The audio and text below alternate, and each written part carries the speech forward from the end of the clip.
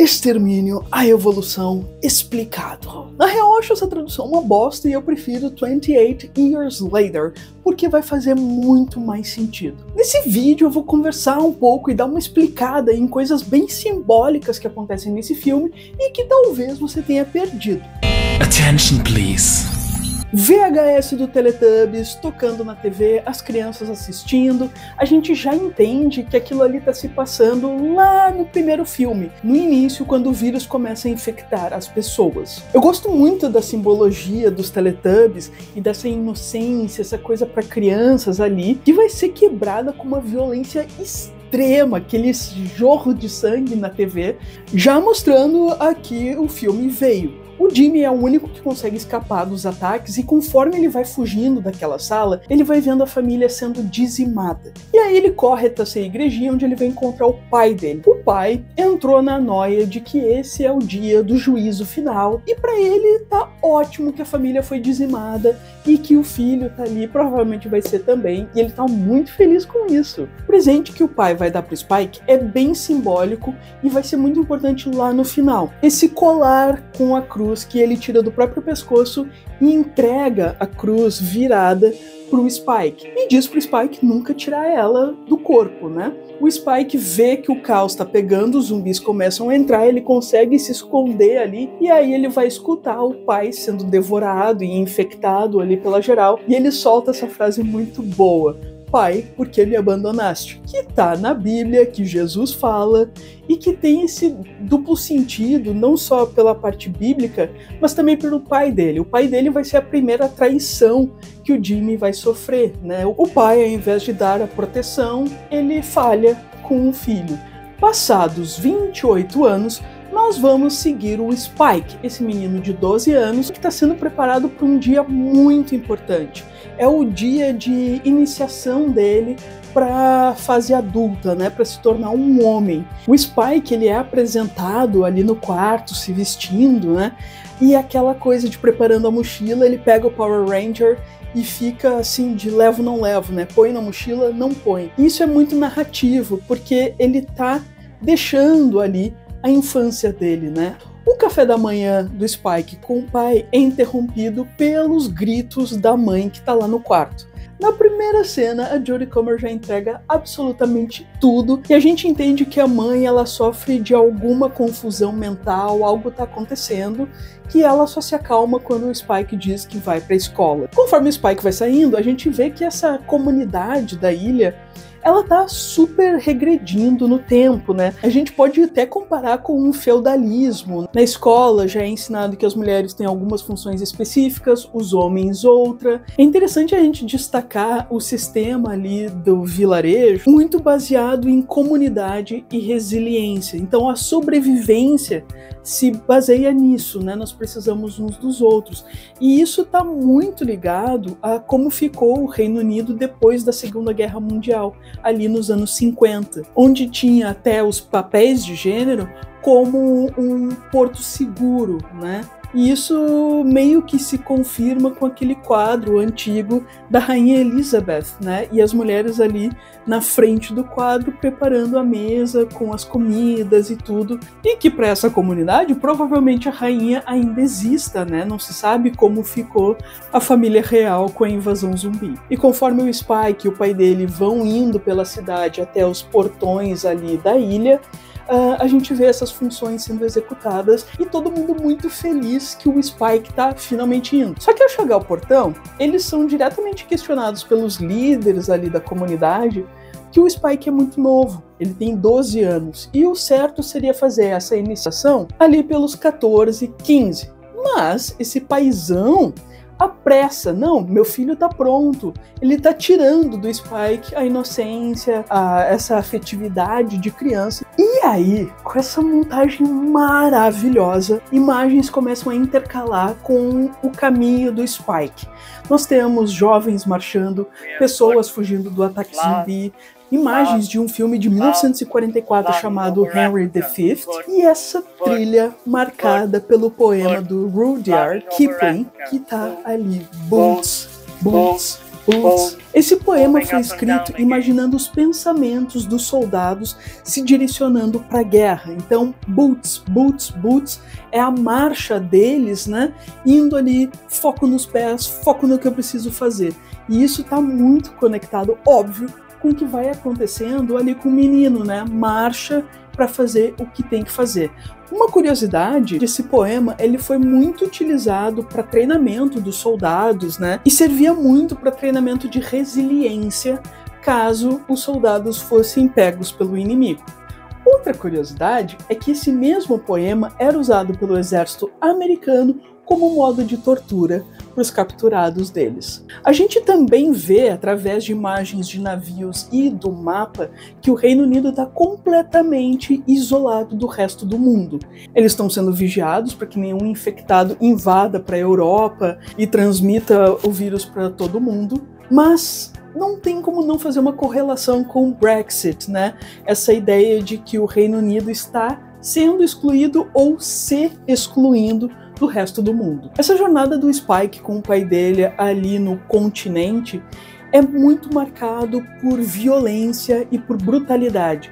É isso que o pai espera dele. E o pai, ele tá mais excitado do que qualquer outra coisa. Ele não vê a hora do filho finalmente tirar a vida, né, desses infectados. E ele vai falar, quanto mais a gente mata, mais a gente se acostuma. E depois que ele chega ali na casa e encontra o homem de cabeça para baixo com escrita nas costas Jimmy, vamos falar mais sobre isso depois, ele fala pro menino, né? Eles não são mais humanos, eles não têm mais sentimentos. E isso pro Spike é muito difícil, né? É difícil de aceitar que é ok meter uma flecha ali nesses infectados. E eles vão passar por uma pichação que eu acho que não só conecta com o final do filme, mas vai ser ponte pro segundo filme. Behold, he is coming with the clouds. Que traduzido fica eis que ele vem com as nuvens, que faz referência ao livro Revelations, Revelações, da Bíblia, falando obviamente da segunda vinda ao mundo de Jesus. Mas ali tem o Jimmy. Esse Jimmy, alguns levam pro Jim, do primeiro filme, Cillian Murphy, mas pra mim tá bem claro uma outra coisa, o Jimmy do final. A infantaria toda acaba, eles voltam pra cidade, tá rolando uma festa pra receber o Spike, o pai dele já tá bebaço, falando todas as proezas do filho, mentindo pra caramba que o guri foi mega bem, que matou sei lá quantos. E isso incomoda muito o Spike, porque ele vê o pai mentindo, né, aumentando as coisas, e isso dá uma agonia nele. Depois ele vai ter outra mentira do pai, né? O pai tá traindo a mãe dele. E aqui, como lá no início do filme, o pai trai o filho também, né? Essas mentiras. Então essa coisa de agora eu preciso ir por mim mesmo no caminho, e já que tu não faz nada, eu vou salvar a minha mãe. Em 28 Years Later, nós finalmente temos a mulher com uma carga narrativa forte, né? Nos outros dois filmes havia mulheres e tal, mas elas eram meio não tão importantes assim para a narrativa. Óbvio que com a Jodie Comer, graças a Deus, tudo muda. E ela vem com tudo para ser a Ayla, a mãe do Spike. Vamos frisar aqui que Ayla significa island, né? Ilha. Então ela tem como metáfora a ilha, né? Ela é a ilha. E, diferente do pai, que é essa coisa agressiva, morte, tarará, a Ayla é o fio condutor do afeto, né, pro Spike.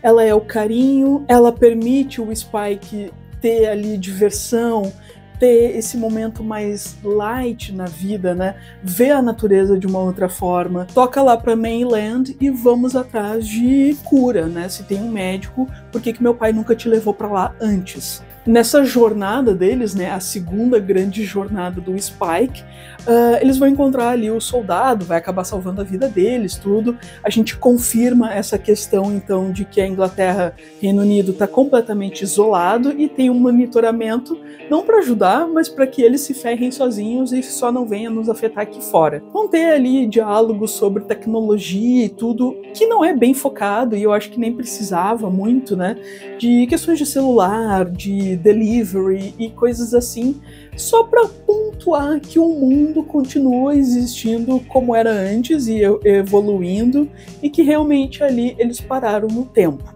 Nesse caminho também a gente vai ter uma cena lindíssima da Ayla ali com a infectada dando à luz, né? É interessante a gente notar que nós temos dois tipos, né, de pessoas fora de si que vão se encontrar ali no meio, né? A Ayla não está em um momento de crise, ela entende que ali é um outro ser humano que precisa de ajuda, e a infectada também pausa a agressividade para receber essa ajuda na hora do parto, né? E ali vem uma criança saudável, né? Que depois o Kelson vai dizer que é o milagre da placenta. Logo vai vir o Sansão, né? O Samson, com todo aquele tamanho enorme dele, vindo todo louco para tentar pegar a criança. A gente entende rapidão que provavelmente ele é o pai dessa criança, porque depois ele fica perseguindo, né, todo mundo que esteja ali com o bebê. E aí a porrada come e a gente vai chegar finalmente no Kelson. E aí, galera, eu vou fazer um adendo de que eu não tava esperando, tá ligado? Eu fui no cinema, pô, meu, filme de terror, zumbi, porrada.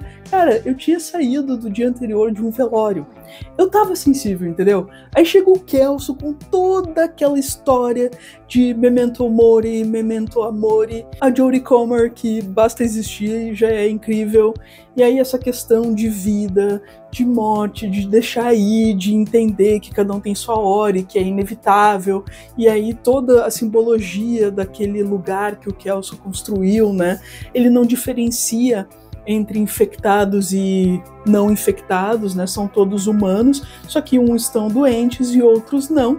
E aqui eu faço muito essa conexão com a Ayla, né? A Ayla também, são doenças na visão do Kelson, médico, são doentes, né? Nenhum tem menos valor do que o outro. Não quer dizer que os infectados não tenham almas, até porque é zumbi naquelas, né? Ninguém levantou do túmulo pra nada. É uma galera que foi infectada e, né, lembra muito o Covid. E aí, enfim, né, esse trecho acabou comigo, o rolê da Ayla acabou comigo, porque daí era a Ayla, a simbologia e também a Jodie Comer deixando o filme. Enfim, horrível, traumático. E olha esse momento aqui do Kelson com a Ayla.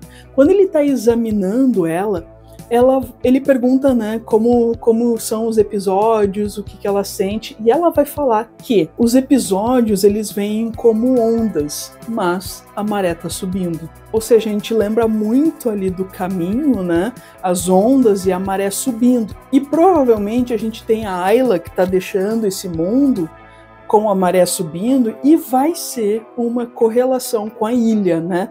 A ilha tá perdendo aquela grande segurança que ela tinha, até porque vai vir lá o Sansão com toda a sua potência e quase chega lá. A Ayla também vai soltar uma outra que é bem narrativa da relação de todo mundo ali, né? Que é essa relação de mentira ou de ocultação da verdade, porque a Ayla vai dizer pro Spike que ela não conseguia contar para ele. Ela precisava que uma outra pessoa fizesse isso.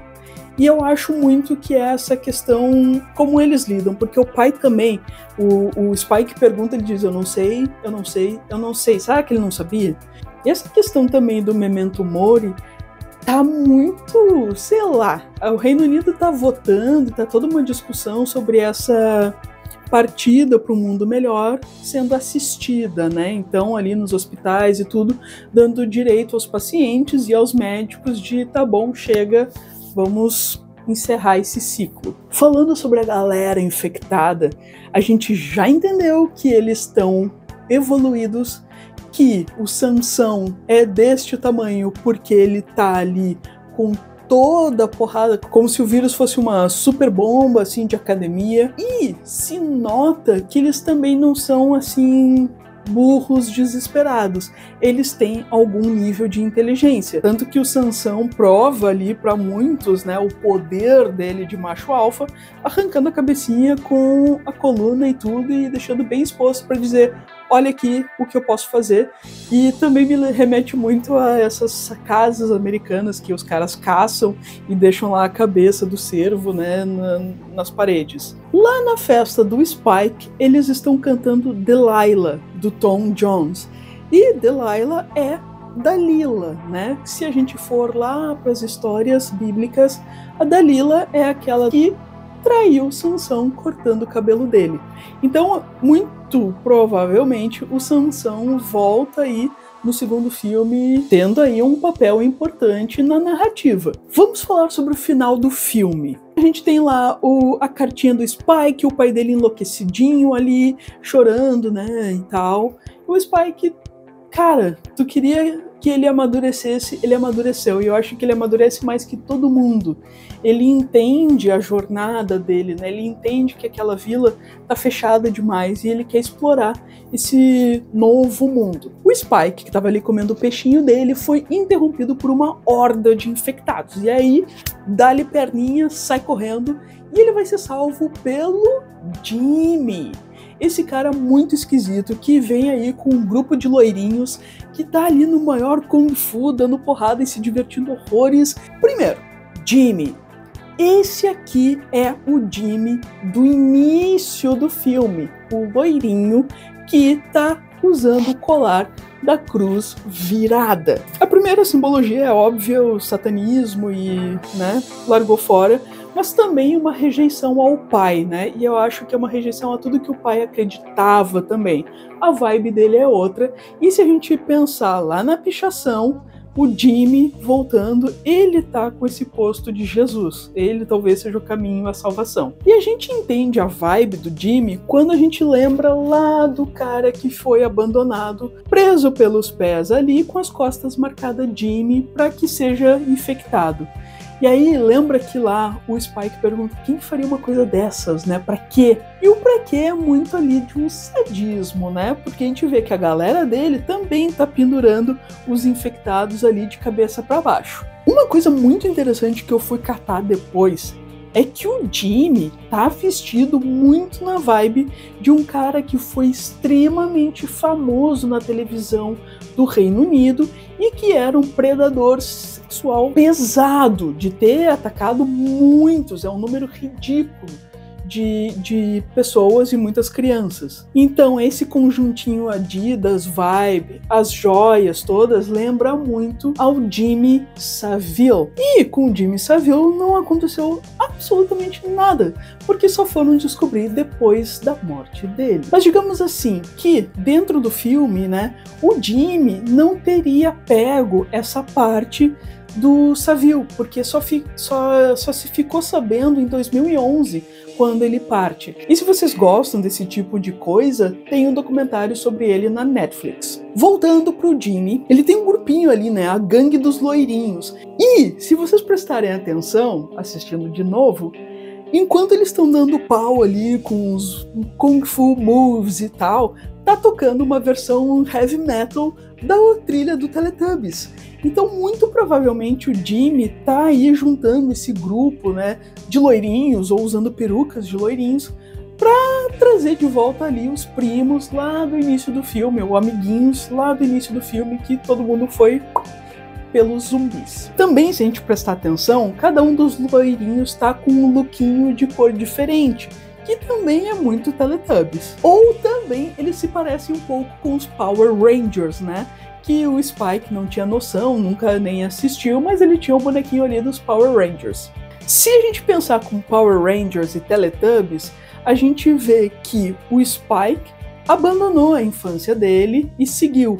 O Jimmy não. O Jimmy ele ficou preso naquele trauma de infância. Como o filme 2, o Danny Boyle já falou que vai ser sobre o mal, eu acho que o Jimmy vem com essa vibe de talvez corromper o Spike. Eu acho que vem aí uma malevolência por trás do Jimmy. E se vocês ficaram até aqui, eu vou contar coisas dos bastidores, assim, um pouquinho de making of de Extermínio. O Danny Boyle, ele dirigiu o primeiro filme, não estava nada envolvido com o segundo e volta com o terceiro, assim como o roteirista. E o Danny Boyle, ele curte muito essa coisa de experimentação. Lá no primeiro Extermínio, ele usou uma câmera mini DV, que é a GL1 mini DV Canon. E é por isso que o filme ele tem um visual tão único, né? Ele tem essa vibe found footage, essa coisa de que qualquer mãe que estava ali filmando os aniversários das crianças também teria filmado ali a invasão de infectados. E a gente sabe que esse primeiro filme ele foi um certo marco, né, e que ele é o pai aí de todas as invasões zumbis que vêm adiante, porque ele tem esses infectados rápidos e também essa forma dinâmica de filmar, né? Porque com uma câmera pequena, tu consegue fazer ângulos e coisas assim muito mais doidas do que um baita de uma Arri, qualquer coisa, cheia de lentes e coisas assim. No segundo filme, os caras não foram muito longe, também misturaram digital com película, e enfim, não é o Danny Boyle, não é um grande filme, ele é um filme ok. Aí, aqui, a grande coisa mais comentada sobre 28 Years Later é que ele gravou com o iPhone 15 Pro Max. Mas ele também fez uso de drones e algumas outras câmeras infravermelhas. E é muito bonito de ver, é muito louco, né? Vendo ali o iPhone com aquela coisa de bullet time, vários, acho que foram 15 ou 20 iPhones um do ladinho do outro para fazer o efeito ali, bullet time, aquele efeito que fizeram com Matrix, né, o Neo dando ali a pirueta para trás e a câmera girando em volta dele. E aí, em entrevista, perguntaram pro Danny Boyle por que o iPhone, né? A primeira coisa que ele disse, obviamente pelo tamanho, então ele pode fazer muito mais coisas e muito mais dinâmicas, e também porque ele queria esse super widescreen, tamanho 2.76, né? Que é bem widezão, e para ele era muito importante filmar a natureza, ter esses planos grandes, bonitos. E ele também vai falar nessa coisa de democratização do cinema, né? Ele tá filmando com um aparelho que várias pessoas têm aí no bolso e que filma com uma qualidade excelente. Tem gente que se incomoda e teve até um crítico que não tava feliz, eu acho que ele assistiu o filme depois de ter dormido de bunda de fora, mas tudo bem. E, o bullet time me tira um pouco do filme. Cara, assim, eu achei muito legal. E o próprio Danny Boyle, ele falou que ele usou especificamente para ressaltar a violência, né? Para deixar mais agressivo, para impactar, para ser, tipo, realístico. E eu achei muito do caramba, assim, muito, muito legal. Porque a gente tem em Extermínio, né, um menino Spike ali, que é um gurizinho de 12, 13 anos, se eu não me engano, quando ele estava filmando. Quando a gente tem criança no set, tem várias regras, e uma delas é a questão de hora, né, de carga horária de trabalho. Eles têm que ter, já não lembro mais a quantidade de horas para criança, mas é bem menos. E outra coisa óbvia é a segurança, né? Então, aquela cena em que tá o pai e o Spike correndo ali do Samson pelo caminhozinho ali entre ilhas, né? Ela foi construída em cenário, né? Então, tem um controle muito maior, tem essa questão, e levou 4 dias para ser gravada, de 3 a 4 dias para ser gravada essa cena. Aí eles fizeram o céu, tem todo o controle de luz, todo o controle de segurança, né? Não vão estar no meio do mar fazendo coisinhas. E é uma das cenas mais assim, meu Deus, o Samson vai pegar. Tem um burburinho, né, desse filme, da parte de lucro dele, o Danny Boyle falando que se o lucro entre esse primeiro e o segundo forem bons, vai ter o terceiro, né, e aí tem gente que, não vai no cinema pra ver esse filme. Cara, sério, tu dormiu de bunda de fora. A gente vê tanto, mas tanto filme de terror bosta, que quando vem um desses assim, com Danny Boyle e com esse elenco, e no próximo há boatos de Cillian Murphy voltando, cara, como é que não vai ter o terceiro? Eu acho que se o Danny Boyle ficar no navio, vai ter o 3 e podia ser franquia de Velozes e Furiosos. Cada vez mais outro filme, outro filme, outro filme. Cara, se vocês curtem material extra, entra nesse site rageleaks.net. A senha é Memento Mori. E aqui vocês vão encontrar áudios dos soldados, e-mails que eles se mandaram, imagens de mapa, mensagens trocadas, enfim, tem bastante coisa legal pra conferir ali também. Se você gostou desse vídeo, deixa o seu like, manda pros amigos, ativa o sininho pra receber meu conteúdo aqui do canal e me segue pra mais dicas de filmes e séries por aqui. Até mais!